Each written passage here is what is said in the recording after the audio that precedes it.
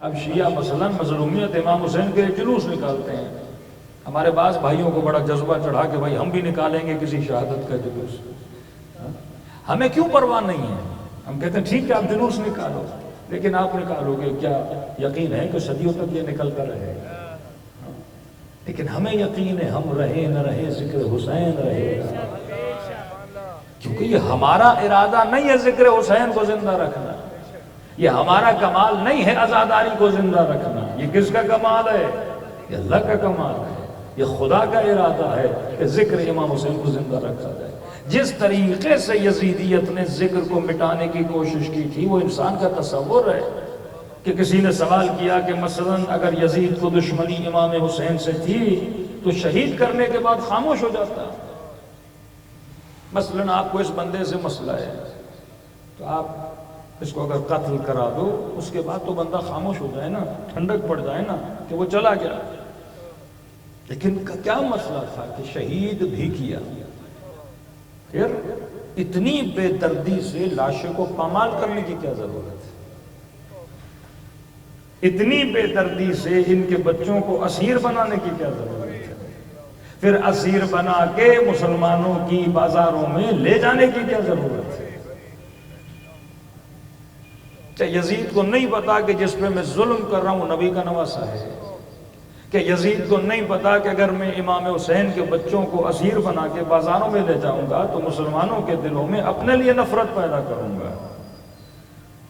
ہر صحیح اور سالم العقل انسان جب کسی کو مارتا ہے تو کوشش کرتا ہے کہ الزام میرے اوپر نہ آئے، کبھی یہ نہیں چاہتا کہ لوگ میرے لیے برا سوچیں، کہ یزید اتنا کم عقل تھا کہ یہ سارے کام کر رہا تھا کہ اپنے خلاف پروپیگنڈا پڑھاتا جائے اور بناتا جائے۔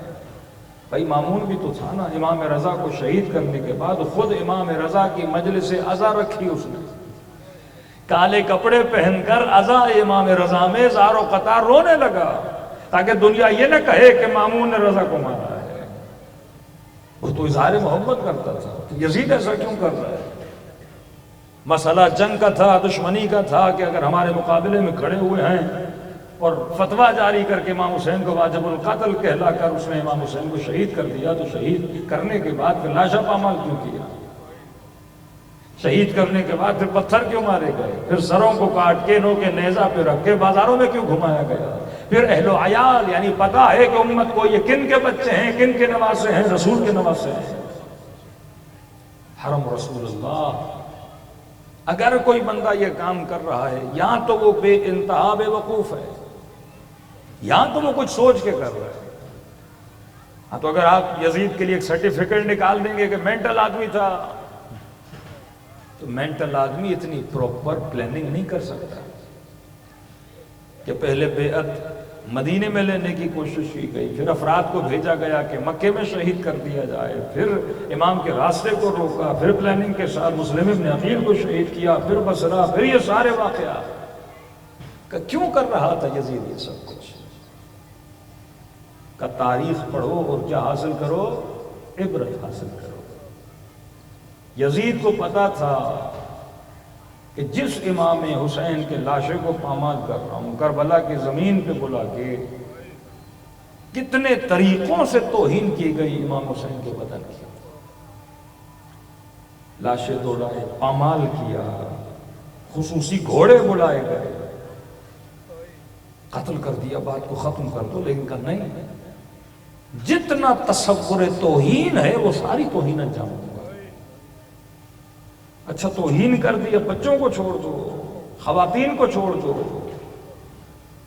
ان کا بیٹا بیمار ہے اسے چھوڑ دو، کہا نہیں، پھر سروں کو نیزوں پہ رکھا، پھر بازاروں میں ڈھول بلائے جائیں، ناچنے والے بلائے جائیں، یہ کیسا تماشا تھا؟ اگر یزید کی فکر کو سمجھو گے پھر امام حسین کے قیام کی اہمیت کا پتہ لگے گا کہ اپنے اہل و عیال کے ساتھ امام حسین کیوں گئے کربلا،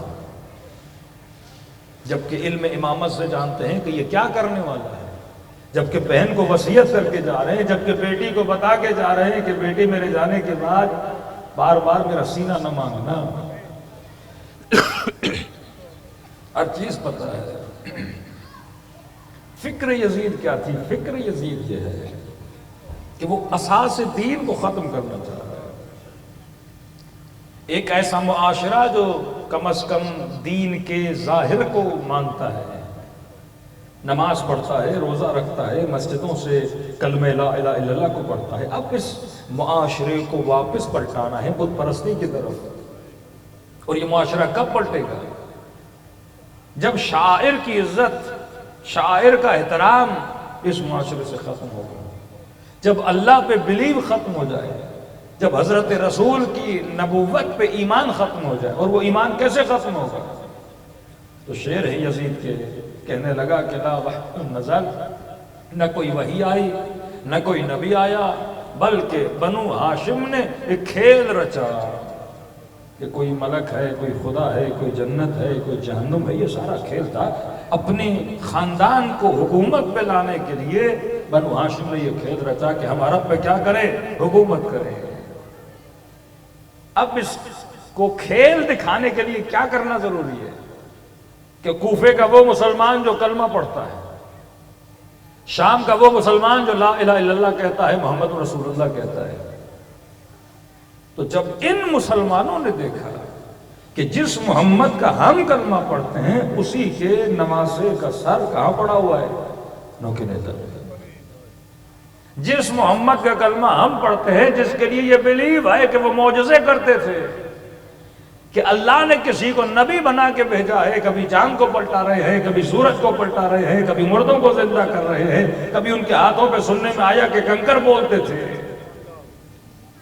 اب اسی نبی کے نواسے کے بدن پہ گھوڑے دوڑائے جا رہے ہیں، ناموس رسول کو بازار میں لایا جا رہا ہے، قیدی بنا کے چلایا جا رہا ہے. تو ان کے ذہنوں میں ایک شبہہ پیدا ہوگا کہ اگر وہ نبی تھا اور خدا کا بھیجا ہوا نبی تھا تو خدا پھر اپنے نبی کے نواسے کی مدد کیوں نہیں کر رہا؟ اتنا ظلم ہو گیا، کچھ بھی نہیں ہو رہا. کوئی ریئیکشن تو ہو اللہ کی طرف سے. اگر یہ دین سچا ہے، اگر یہ نبی سچا ہے، اگر سب کچھ ہے، قوم لوط کا عذاب، قوم نوح کا عذاب، حضرت اسماعیل کا زمانہ، ہر نبی اور ہر قوم پہ کیا نازل ہوا؟ عذاب نازل ہوا. تو اگر یہ سچا نبی تھا اور اتنا ظلم ہو گیا ان کے نواسے کے ساتھ، تو کوئی تو حرکت ہو اللہ کی طرف سے، کوئی تو ایکشن ہو خدا کی طرف سے. پھر یزید کی باتیں ذہن میں آتی تھی، کوئی وحی نہیں آئی، کوئی خدا نہیں. اب یہاں پہ امام حسین نے کیا کیا؟ فکر یزید کو مارنے کے لیے، کیونکہ کچھ اصولوں پہ یزید بلیو کرتا ہے، کچھ اصولوں پہ امام حسین یقین رکھتا ہے. یزید کا یہ ہے کہ پامال کرو، توہین کرو، تاکہ لوگوں کا دین پر، خدا پر، نبی پر اعتبار کیا ہو جائے؟ ختم ہو جائے. کہ واقعاً اگر یہ اتنا بڑا ظالم ہے تو خدا اس پہ عذاب کیوں نہیں نازل کرتا؟ اتنا بڑا ظلم کیا، خدا ناموس کی مدد کے لیے کیوں نہیں آتا؟ خدا اپنے نبی کے نواسے کو کیوں نہیں بچا رہا؟ اللہ کے لیے کون سی بڑی بات ہے؟ اب ذہنوں میں جب شک پیدا ہوئے، اور یہ شک نسلوں تک چلتے، باپ اگر سوچ رہا ہے تو بیٹا سوچتا، پھر چلتے چلتے بولتے کوئی نبی نہیں ہے، کوئی خدا نہیں ہے. یہ سارا ڈھونگ تھا. اگر ہوتا کوئی نبی تو اپنے نواسے کو بچاتا، اگر ہوتا کوئی دین تو خدا اپنے نبی کے نواسے کو بچاتا، ان کے ناموس کو بچاتا. جہاں پہ ہم کہتے ہیں کہ امام حسین کا بلیو تھا ان اللہ مع الصابرین، اللہ کا بھی حکم ہے میں کن کا ساتھ دیتا ہوں؟ صبر کرنے والوں کا ساتھ دیتا ہوں. کہاں پہ امام حسین نے ان کے شک و شبہات کو توڑا؟